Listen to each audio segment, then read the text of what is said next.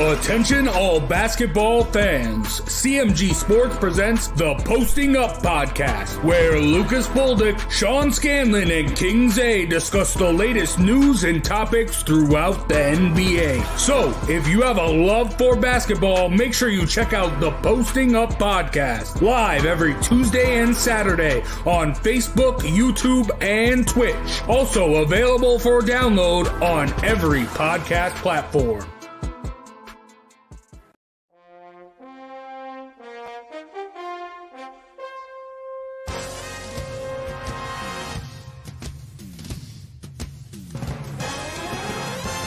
The Giants are running New York like the Times as Danny is dropping all sorts of dimes. Saquon's thighs are ruining defenses' lives and Leonard Williams making opposing QBs feel him. Receivers think it's scary to line up across James Bradbury, and the Giants have a bright future led by Coach Judge, Jury, and Executioner. Tune in to Drawing About the G-Men every Wednesday at 6, live on Facebook, YouTube, and Twitch. Except for when we go on at 5 o'clock. Joe Aguirre and King Zay hanging out with you. Jace will not be here. Could see some other guests before the day is over, but we'll see. We're going to start things off, Zay. There's a lot going on around the league. Josh Allen's 6-year, $258 million contract extension. The question, of course, can the Bills win a Super Bowl within the time of his contract? Clearly, they think this is the guy. They're going all in. Had a great year last year. We were just talking about this on Keys to the City. He really did only have one outstanding year. But to me, and I think where the Cowboys went wrong with Zach is you lock the guy up when you know he's the guy. And it's clear that's the case here. Completely agree. I think most teams run into the issue where they end up giving the guy the money after he's already peaked. He's normally performed to the money level, and that's when he gets it. But I think in this instance, the Bills got ahead of it. They've given him enough money where it's early enough that they can still put talent around him. They can still have many, many years to compete in that division, which is going to be a tough division. So to make sure you locked up your franchise quarterback right now is completely important, because as you move forward, it's just one big piece you don't have to worry about as you try to chase a title, especially in the AFC East. You're talking about the Patriots will be back soon. You're talking about a Miami team that's going to be up and coming, great defense there. They have a great quarterback that could be one day one of the best to play the game, as we know. We've seen him in college do great things, so it may translate into that in the NFL. And then again, the Jets have, some young talent. They have new coaches there. They have a new culture. So as for Bills, I think that's great. You want to do this. You want to get ahead of it early. You want to chase after it as many times as you can, especially with Stephon Diggs being an older receiver.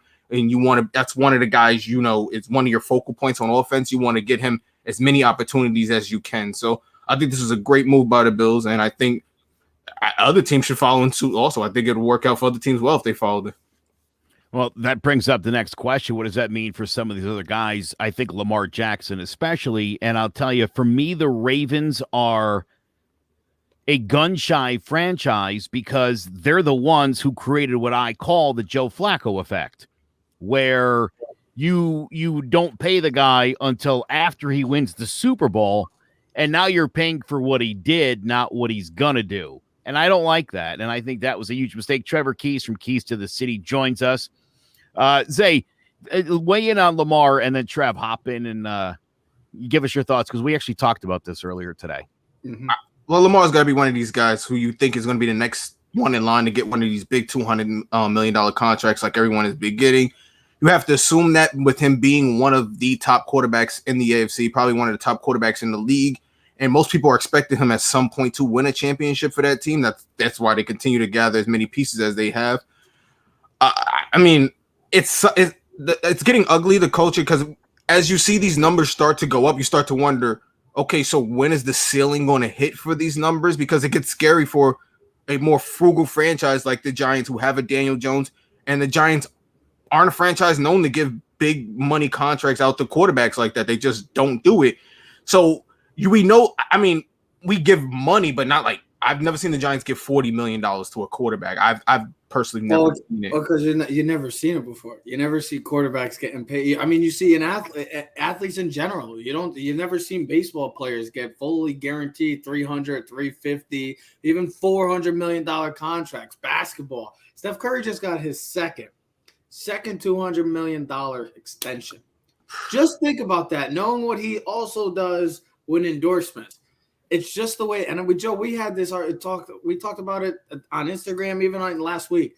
It's just the way the market is. It's just going to happen. The money's just going to keep going, and we're all going to look at these deals like when we watch NBA free agency. Guys that are like on the 7th or 8th man, not even the 6th man, that are on the bench are getting paid like $15 million a year. Just like, it's just the way the market's going, and you're going to see ridiculous contracts like that. Josh Allen getting a big contract, but much deserving after a stellar season last year. He could have been the MVP if it wasn't for Rodgers. And then Lamar, he's on the verge of getting another big contract, his first big contract. It's just going to happen. But guys like Baker, who I'm a big fan of, I love Baker Mayfield. Daniel Jones, I wouldn't even put Daniel Jones in the discussion yet because that man actually has to perform to a level of not excellence, but something that we could say manageable to say, okay, I'm happy with this guy. Where Buffalo Bills, maybe a year ago at this time, we're thinking that, but now they're like, we're happy we got our guy for the next 6 years. Baltimore's sitting pretty right now. They got a great quarterback. He's going to continue to get better. But guys like Daniel Jones and Baker's teetering on, like, I want to see what Baker does this year with this team. But Daniel Jones, I wouldn't even put in this discussion yet. Lamar, he's well deserving of this big money. It's just the way the market's going, guys. All right. So this is a giant show. That's why Daniel Jones is on this list. So, and no. Fair to say. So let me say this, because at going into this season, year 3, for all of these guys, they're coming off a good year. I think in Lamar's case, he won the MVP. But they were all coming off great seasons where, I mean, to me, this is a no-brainer giving Josh Allen the money. And the cool part is Pat Mahomes already set the market. No one's getting more than Mahomes. And Brady always falls in a weird spot. So there's a cap there where you need to be, I feel like. And you'll see, where everyone's going to settle into that. I think it's time for Cleveland to pay Baker Mayfield. I think you commit to the guy, you lock him in. And I think, and again, I mentioned off the top, I don't know if you caught it, Trev, but I still think the Ravens are a little gun shy because Joe Flacco was the last guy they did this to, and it blew up in their face. This is a very different situation, though, than Joe Flacco, and I hope that they recognize that. He's got one of the most talented quarterbacks in the entire league, and a guy with a skill set that is a little different than Pat Mahomes, and for that reason, I think is a threat to beat him anytime he faces him. Hasn't gone well so far, but I think that's probably coming. So Daniel Jones, man, if Daniel Jones doesn't throw for 30 touchdowns this year, I think the Giants are in big trouble. Joe, I'd be satisfied if he just gave us like his rookie season stats. I mean, if you go back to what his stats were and he missed some games, it didn't have, touchdown to interception ratio. I know he had a lot of turnovers with the fumbling, but 24 touchdowns, 12 picks. I mean, if he could get those numbers where like 25, I'm okay with that. I don't expect Daniel Jones to be Patrick Mahomes or guys like that. I don't expect him to throw 30 to 35, maybe 40 touchdowns. I mean, maybe total touchdowns, yes, because of his running ability. But I don't expect him being a guy that's going to torch the league with his arm like Mahomes or Josh Allen right now. But I'd be happy with 25 touchdowns. I'd be good with that. I think he should be in the 30 touchdown range. I think that's why you bring in guys like Golladay. You draft people like Kadarius Toney. You put these weapons around him for this. You bring back Saquon Barkley this year, who should, again, add a run game. Shouldn't be all relying on Daniel Jones. Should take off pressure. He should be able to throw for 30 touchdowns easily. If he could throw 22 and not, miss games his first season, he should be able to throw 30 with weapons. An offensive line who's now, I guess, second year together. They're starting to come together, I guess, if you want to put it that way. Mm-hmm. You hope, that's what he's going for. You hope that we're looking to pay Daniel Jones $40 million down the line, because the year you're going to have to pay somebody. You're going to have to either pay Saquon Barkley, or you're going to have to hope that Daniel Jones becomes your guy for the future, because that's really what it's going to come down to this year. This is a big year for the Giants, pay year for Saquon Barkley especially. It's just unfortunate because it's kind of like the all positions where you see like receivers. One guy gets, a perfect example. Fred Warner just got paid big bucks, well deserving. Was the highest paid linebacker. A week later, and a couple days ago, Darius Lenard became the highest paid linebacker in NFL history. It's just the way that's going to be. It's always like that. It's going to be for any position. It doesn't matter if it's a kicker or not, a special teams guy. It's just how it's going to be. One guy gets paid more. Guess what? I'm going to ask for $1 million more so I can be that guy. It's just the way it's going to be like that. Yeah, that's exactly. And Fred Warner, I think, was like 94 or 96 million, something like that big, just got the big contract. And then Darius Lenard, who's an all-pro defensive player, one of the best players that's coming into the league, actually, well-deserving. But, that's how it's just going to be. More contracts, bigger contracts, and guys are just going to ask for more money.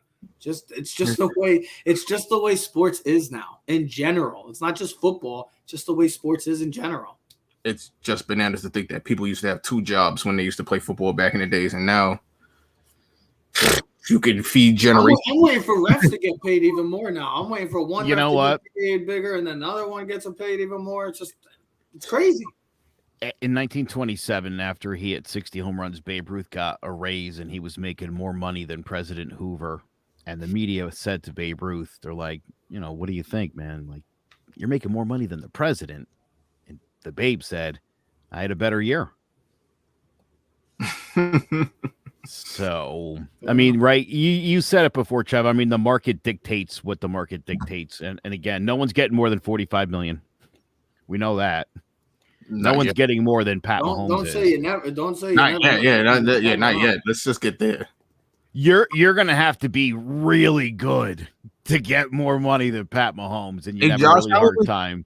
He wins just hypothetical. Say he gets to an AFC championship this year, then he wins a championship next year.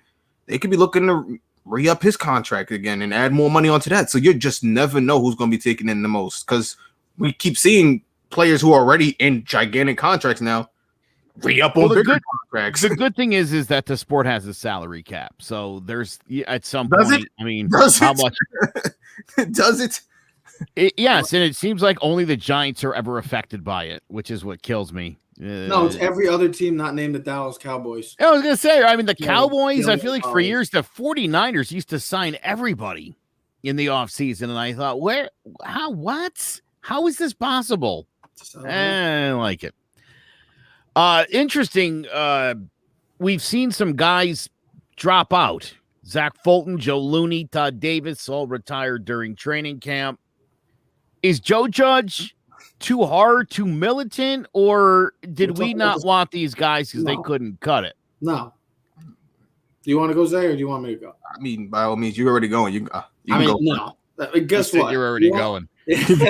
Sorry. You want to take a hike? Take a freaking hike. I don't really care. You want to complain? You want to be a baby? You want to complain? Oh, it's too hard. I don't really care.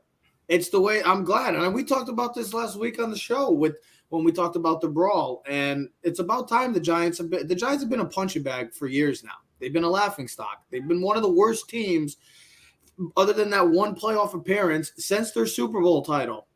Look it up. They've actually had one of the worst records in football. They have not been a good franchise. They've been laughed at. They've been kicked around. They've been beaten up. They haven't won a lot of games. Guess what? Finally bring a guy in that's not going to take no crap. I don't really care if it's a military type thing. I don't care. And everybody wants to always say, oh, well, Belichick. Well, guess what? Belichick also won 6 championships with that philosophy. So it works somehow, right? Nick Saban, who's still dominating college football, still managing to win national championships. So guess what? It's working with that style. Why are college players succeeding when we got professional players? Oh, because you're a professional, you think you could take it easy because I've earned it. No, you haven't earned it. You're coming onto a new team. You haven't earned squat. BS. I don't think Joe Judge is to blame at all. There's a reason why there's players on that team still that love Joe Judge, and there's a reason why people are retiring, because they just don't have it cut out to make it in the league anymore.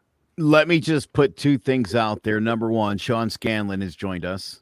Sean didn't get the memo that we changed the start time from 5:18 to 5 o'clock on the button. No, I'm just playing, Sean. Okay, at least he's not like Ted when he's 45 minutes late. It's okay.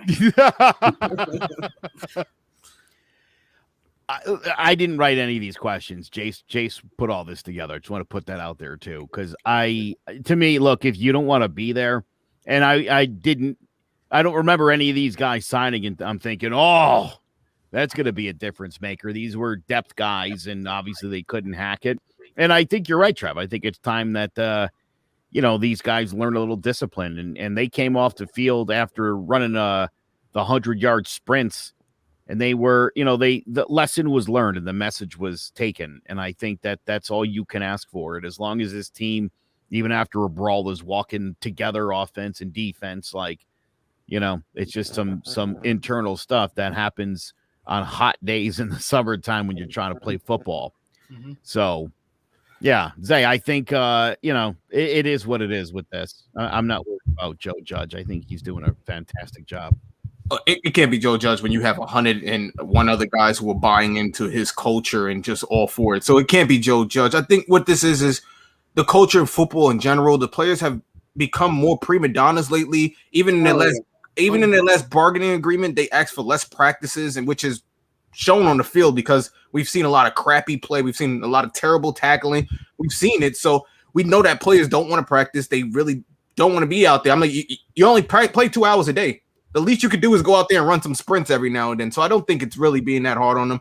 I think Joe Judge is treating them like a football team, the way a football team normally is. You never had an issue with running sprints in high school. You never had an issue with it in college. Why should it be any different at the professional level? Because you're getting paid for it? It just makes no sense. It's still football. I think they need to grow up and just play football. Simple as that. Joe Judge is doing everything the Giants need. We need someone to be an alpha. Jared, did you see Jared's takes? I guess he wouldn't know because he's a Cowboy fan. They just hire freaking drug dealers and stuff like that. That's why I haven't won anything in 21 years. Keep having Jared take. Awful take. Yeah, guess what? Give me another. Oh, this is the year Dallas is going to win. Yep, that's an awful take every year, buddy. It's every year. Move on to something new, Cowboys fans, please, for God's sakes. No, anyway, let them do that. Let them do that. Sean, go on. No, I agree with you guys. I don't think it's Joe Judge is to blame for. These guys are all veterans who have been in the league for a while. If they didn't think it was going to work out for the Giants, they could have asked for a release or asked for a trade to another team. They didn't have to retire on the spot. So, I think these guys were just at the end of their career, and I think Joe Judge might have been the one that pushed them out. But hey, if these guys aren't ready to be working hard for a reserve spot in the NFL, then so be it. Like Joe said, they were just going to be depth guys anyways. So, and you're going to have to buy into Joe Judge's program. He obviously has, high character. He holds these guys to a high standard. He's got a lot of discipline on his team. So, and all the other players have bought in. All the other players have spoke very highly of him, including Sterling Shepard, who's now the longest tenured Giant, Logan Ryan, who's a leader on this defense. So. That's scary. Yeah, it is. Well, that's what the Giants franchise has been. Shepard's been in the team, I think, since 2016. He's the longest tenured Giant. That speaks volumes to where the Giants franchise was. Exactly, and that's why Joe Judge has to come in and instill this toughness and this discipline into this team because they can't be a laughing stock of the NFL anymore. And I think that he built the groundwork for it last year. I think we definitely took a step in the right direction, and we have the right guys in this locker room. Obviously, I don't care about Zach Fulton, Joe Looney, and Todd Davis. It's not like they're going to be a huge contributors to this team anyways. Maybe backup linemen and Todd Davis, maybe special teams at best, but. I don't blame Joe Judge at all. I love what he's doing. I love the toughness mentality that he brings back to New York. So I don't think that he deserves any of the blame. I think that he's doing the right thing, and I'm glad with the guys that we got in the locker room right now. Jared, I want to make a quick comment. Yeah, I didn't even read what he said. I said this to Joe last year about some sports when Joe was talking ridiculous. So when I said, "Hey Joe, stick to baseball," Jared, stick to throwing jabs. Stick to boxing. Okay. Hilarious. There you go. So there is some good news. Saquon Barkley is expected to be removed from the PUP list, and he'll be able to practice this week. Will he be ready for week 1? And Trevor, we talked about this earlier, even more importantly, whether he's ready for week 1 or not, should the Giants give him 25 carries week 1, no matter what the condition he's in? I think they got to handle this the right way. We know how important Saquon Barkley being on the field, the success of Saquon Barkley will be as long as the Giants will go this far this season. We talked about it. We know how talented he is. We know how amazing he is when he's on the field. but he's coming off of a serious injury. I don't expect him. If he plays week 1, I don't expect him to play a lot. I see him to get some touches here and there, but I think they're really trying to play this as safe as they can, because you also got to take in consideration for his sake, contract-wise, because he's coming up on a contract. And if Saquon Barkley goes down again, well, his tenure as a New York Giant, sorry, ladies and gentlemen, could be coming to an end. And that's how close it could be. It could be average. It's still full stadiums. Parcells is the man. Couldn't win in Dallas, though. Only in New York, baby. Sorry. But that's how I feel about Saquon. We know how great he is, but if he's not, I mean, if he goes down again, it's not even about just this year. It's about the future. And we talked about it with Daniel Jones. I know Daniel Jones gets a lot of backfire, as deserving so at times. But I'm sorry, Saquon hasn't been on the field. He's played one full season. To be honest. Zay, you think Saquon's a bust. So what's your thoughts on whether they should rush him back or not? No, let's not just put words in my mouth. It's not, I think he's a bust. I'm going off of basically what I have. I have a guy like Trev said. He's played 1 year. He really hasn't given me much. And in the league, we've seen that running backs are very replaceable. You can get him almost at any number in the draft at this point. We've seen the Browns go and grab Nick Chubb, who I said I wish the Giants had got. But again, these positions are just very, very replaceable, especially at the running back position, and it doesn't last that long for a running back. You maybe get about a good 10-year stretch. So what lucky. You get, if you're lucky, yeah, even Tiki Barber we had maybe for 8 years, and he was probably our best running back we've had. So our probably longest tenured running back. So that career doesn't last long. So I think even if he doesn't get hurt, he has to have a great year, or he could be looking elsewhere for a job, because like I said, they're very, very replaceable at the running back position. It's just, obviously putting someone in isn't going to be as special as Saquon Barkley, but you could definitely get someone who can do that position and be very serviceable. And that's all you really need in this league at this point. Yeah, it's not like a quarterback. Running backs. Sean, you can find. Sean, can you set him straight, please? We're talking about generational talent here. Yeah, I mean, I agree that the running back, it's definitely lost its value over the last couple of years, and that, I mean, there's definitely, like you said, replaceable guys that you can get, 4th, 5th round, maybe even drafted sometimes. But I mean, like Joe said, he is a generational talent. The 1 year that he did play his full season, he led the league in scrimmage yards, had 90 plus receptions. I mean, he's an extraordinary talent, and obviously, the injuries have been upsetting the last couple of years. Coming off a torn ACL, that I hope he can get back to where he was. I'm sorry, Jared Jones got me cracking up. But yeah, I hope he's he gonna have can to answer that question too. Yeah, that's ridiculous. But I mean, yeah, so I think Saquon will get back to that, to where he was his rookie year eventually, as long as he can get back to full health. And when he is at full health, he's easily a top 5, maybe even top 3 running back in this league. So I do agree that running backs are replaceable, but with guys like Saquon and, not him, Derrick Henry, Alvin Kamara, Christian McCaffrey. Yeah, I think there's a handful of guys that, aren't really replaceable, just because not just what they can do running the ball, but what they can do out of the backfield as well. And that Derrick Henry, he's just a beast just running the ball, so he's in his own level. But I think there is a handful of guys that still, if they go down, it's hard to replace them. Like we saw last year, Wayne Gallman came in and he was decent. Alfred Morris was all right, but if Saquon was in that offense last year, it would have been much better than obviously the product they put in the field. So I do agree that the running back has lost some value and that they are replaceable in some points. But I think Saquon is in that rare one. He's one of those rare talents that there's 4 or 5 guys in the league that I don't think are that easily replaceable. And we saw it last year. We seen it. When did we see it?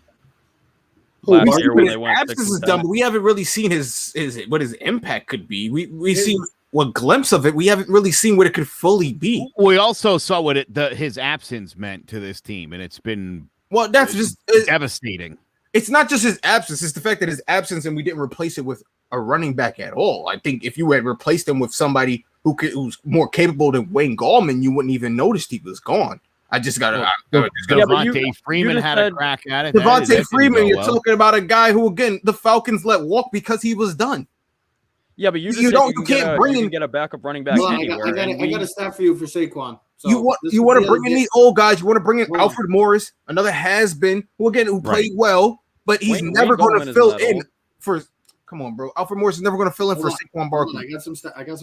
It's never the same. It's never going to have the same impact. So this is why you need Barkley too, because Daniel Jones actually excels when he has Barkley. I'll give you quick stats. So he's played with 11 games with Barkley. Just think about that. 11 games they've only played together. He's had 23 touchdowns, 9 picks, and almost 270 yards. 15 games he's been out.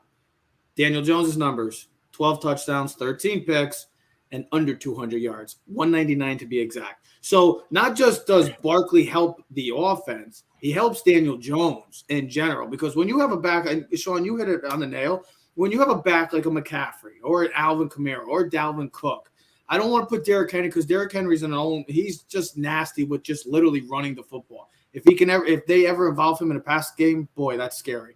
But that's what a great running back could do for a quarterback. When you have a great talent like that, and that's why I think Pittsburgh, I think with Najee Harris, I think that could be another guy that can really help out Big Ben. You need a guy like that. It sees the numbers deteriorate. Daniel Jones, they drop significally. I think you're forgetting he also had a guy named Odell Beckham Jr. that year also. So that helps your numbers out tremendously. That also helps your numbers out tremendously. Daniel Jones never played with Odell. He's a bum, but who has he had since? Honestly. No, Daniel Jones never had Beckham. Never played with Odell.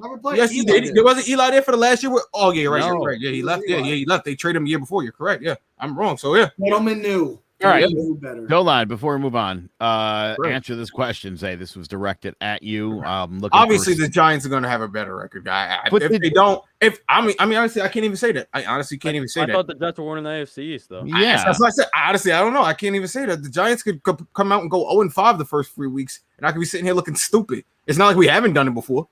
We were going to come out. Hey, you got put on the spot, so answer the damn question. Make it. I don't know. It's awesome, bro.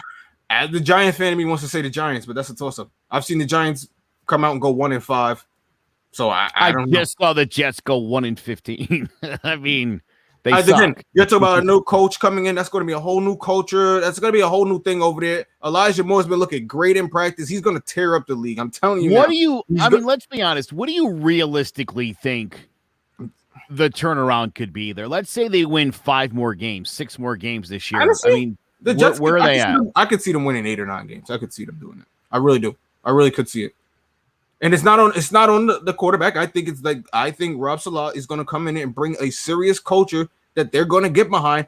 And we've seen teams before rally behind culture and win more games unexpected. We've seen teams overachieve when they shouldn't. And it just happens in sports. Again, have those teams ever been the Jets?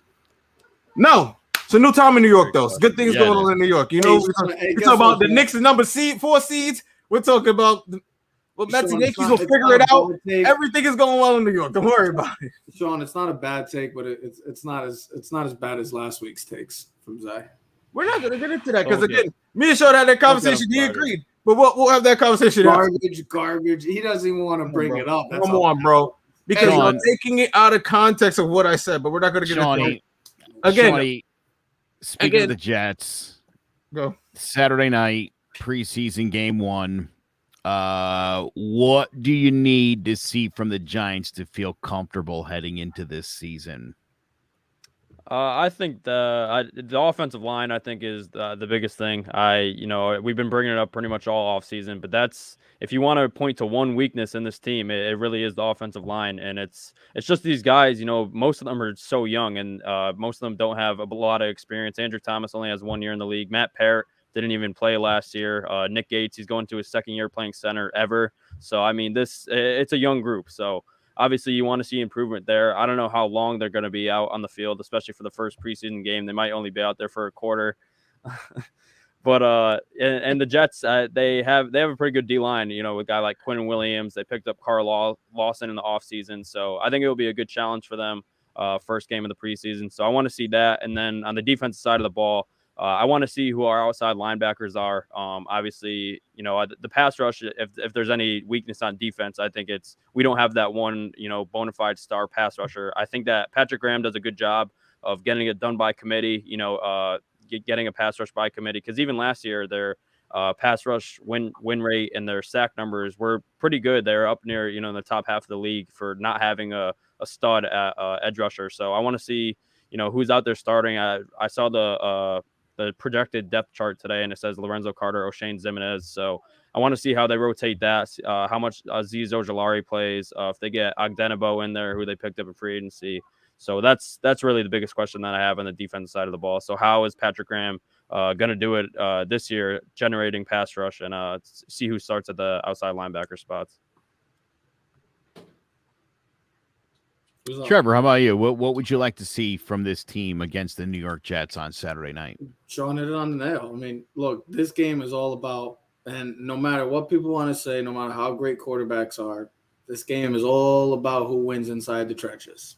And we saw that firsthand. For anybody that wants to deny that and want to continue to rebuttal with that or go against that statement, just go back to this past February and go watch the Super Bowl where the Tampa Bay Buccaneers embarrassed Patrick Mahomes and the Kansas City Chiefs. The great Kansas City Chiefs and the great Patrick Mahomes. That's what I need to see from the Giants. I need to see the development of that offensive line, and we need to see – I'm not talking about the interior defensive line. I'm talking about the pass rushers.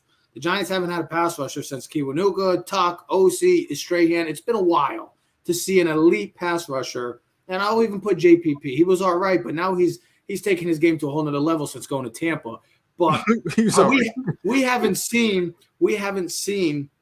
an elite pass rusher from this Giants team in that long. And and Sean, I'm not going to talk much longer just because you hit it perfectly. All about the development of the offensive line. Daniel Jones, I want to see how he progresses throughout this not postseason, but this preseason, see if he could get any better. And the pass rusher. That's it.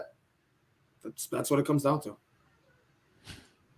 Zay, what would you like to see? Jared, my name's Trevor. It's not Teddy. Get it right. Like I said, another one. That's another one. Like I said, stick to throwing jabs. He can't tell you Italian Americans apart. It's sad. I got the beard. Very Ted doesn't. It's very simple. I got the beautiful tan, the beautiful hair, and Ted's got no beard. Florida living got him looking nice. No, honestly, this game has lost a lot of smoke for me as a New Yorker. This used to be a big game for us. Game week 3. Preseason, this used to be the dress rehearsal. This used to be the game for New York, in our opinion, because no one cares about the Bills. Contrary to what Jared believes in the comments or whoever else is in the comments talking about the Bills being New York's team. But honestly, I just want to see the offense get off to a start, some type of start. We've preseason games year after year. I've just watched the offense just sputter. They haven't done much. And then it translates to week 1, and then we don't really do much offensively throughout the year. So I just want to see this offense get on track. I want to see us score a couple of touchdowns and get off the field. That's really what it comes down to. You do look the same. Oh, all love, Jay. I'm with you, Zay. You know what? I would love to see Daniel Jones start this game Saturday night, take these guys down the field. I want to see no pick six. I want to see him take this. I want to see him score points. No, I don't want to see him go, 1 for 6 on the opening drive, and that's it. And then he sits, and it's like, oh, boy. And yeah, I mean, any sort of interception to me would be that's not the start you're looking for. Shawnee, who's someone that you've got your eye on in this game? I'm gonna go with our first round pick, Kadarius Toney. Damn, Sean B. Taking all the trust picks here. We're all watching him. Damn, Sean. But, I just want to see how he's utilized in this offense. Obviously, he's listed as a receiver, but I think he can move around from the slot outside, in the backfield, doing jet sweeps, things like that. So it's quick screens. So I want to see how he's utilized in this offense. Obviously, like I said, the first preseason game, you're not going to see much of it, maybe 2, maybe 3 drives just because he's a rookie. They'll give him some more time out there, but I want to see his role in this offense. I don't think we're going to get an exact, answer on that, but I just want to see how they use him. Because he's a great talent. He's great running after the catch. He's really strong for a receiver, and he's super explosive. So I think he's going to be a nice piece to this Giants offense this year. I think he's the X factor. Really, I think that his success is not going to reflect how the Giants offense is, but I think that he's going to be a big piece of it. In big moments. So I want to see his role in this offense. I want to see how Jason Garrett utilizes him. And pretty much just see, what his role is going to be. So I'm excited to see him, and I can't wait to watch this Giants offense this year, and I think he's going to be a lot of fun to watch. Trevor, I hope you had a B pick, and if you didn't, I'm trying to buy you a minute right now if you haven't fleshed out your thoughts. So go. No, I was going to just be like, hey, Zay, here you go, because Sean just took. No, don't throw it this fast. No, I'm gonna go. Also, our second round pick from this year, Easy Illusion. I think that was a guy that was supposed to be a first round talent, maybe top 20 pick for the Giants to get him in the second round. I believe it was 51, and they traded back, or 50. They traded back and still got the guy that many people said the Giants were trying to look at and draft, and they got him. I think that kid can be.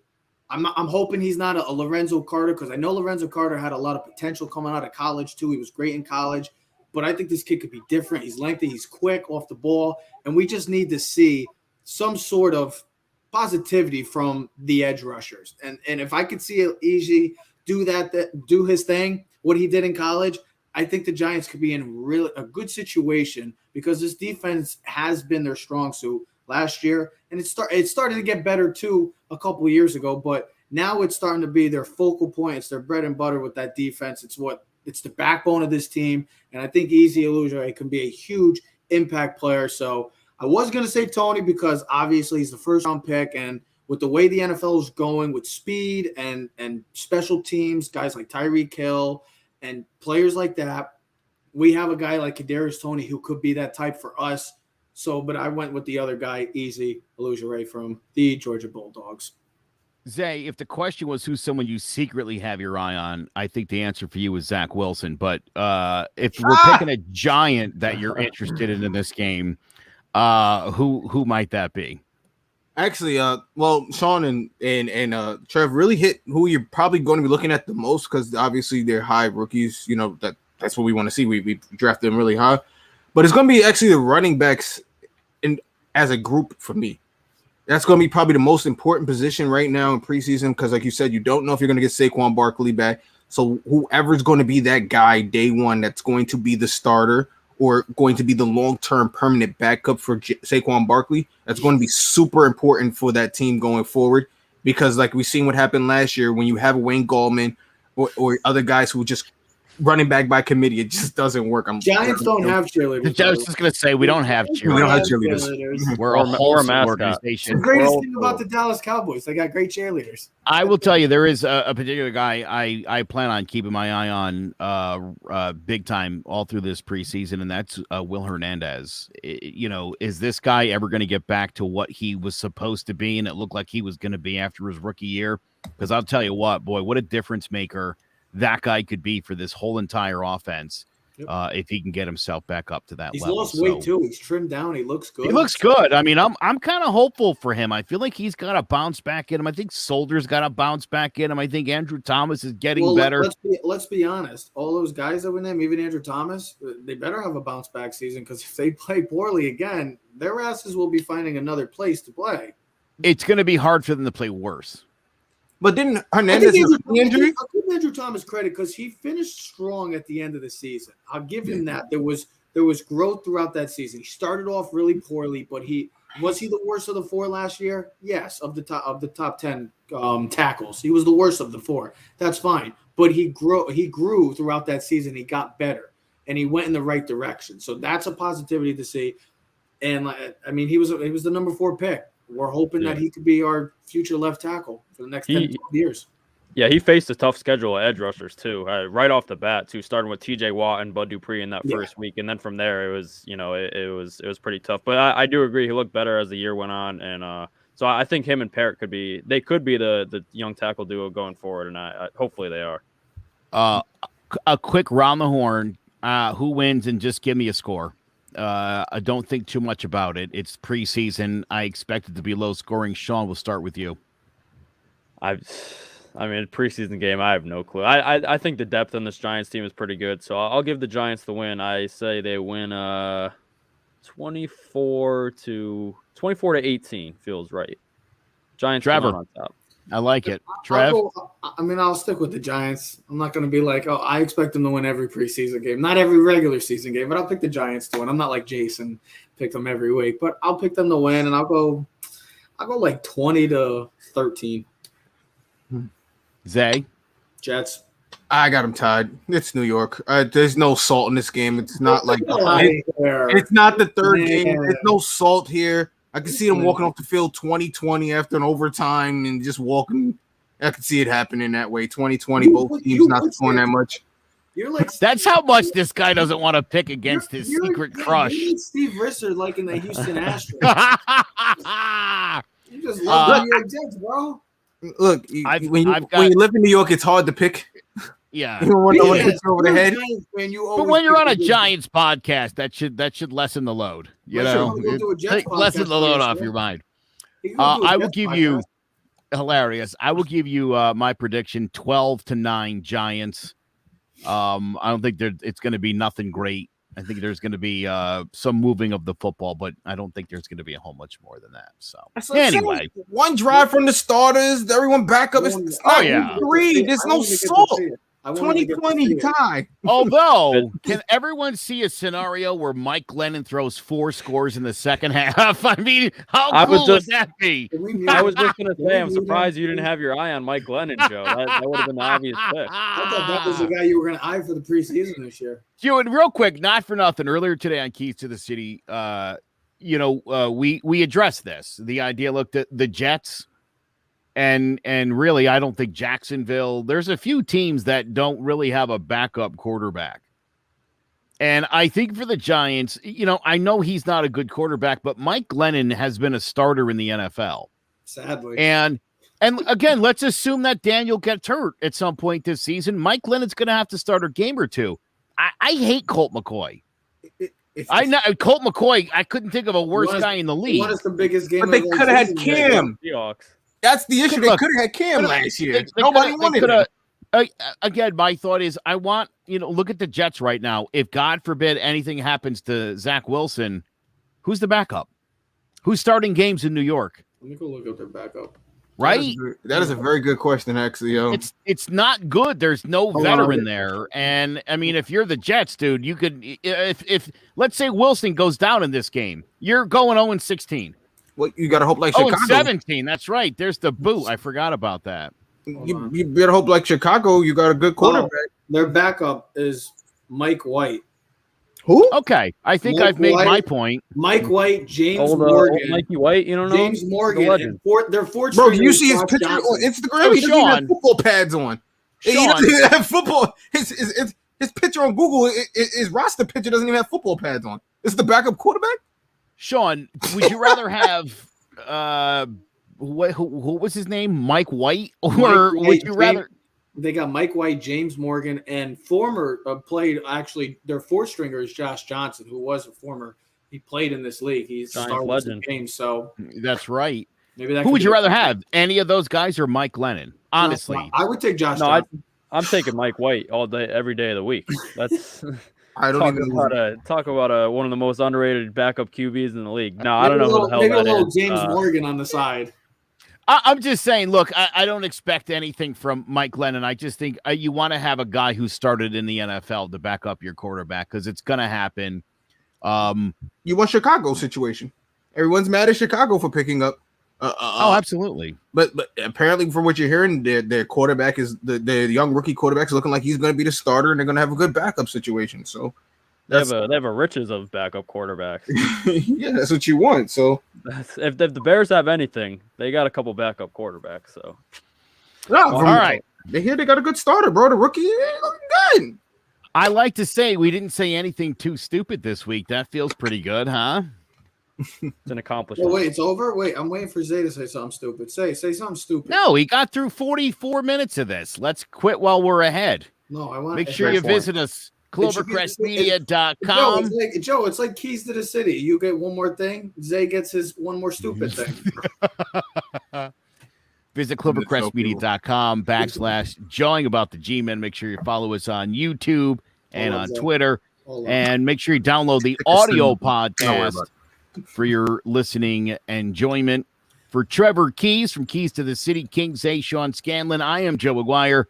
Thank you so much for checking out this week's episode of Jawing About the G-Man.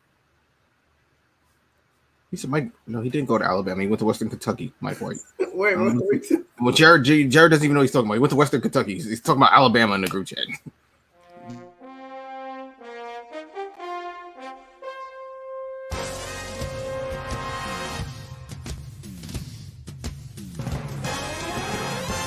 The Giants are running New York like the Times as Danny is dropping all sorts of dimes. Saquon's thighs are ruining defenses' lives and Leonard Williams making opposing QBs feel him. Receivers think it's scary to line up across James Bradbury, and the Giants have a bright future led by Coach Judge, Jury, and Executioner. Tune in to Drawing About the G-Men every Wednesday at 6, live on Facebook, YouTube, and Twitch.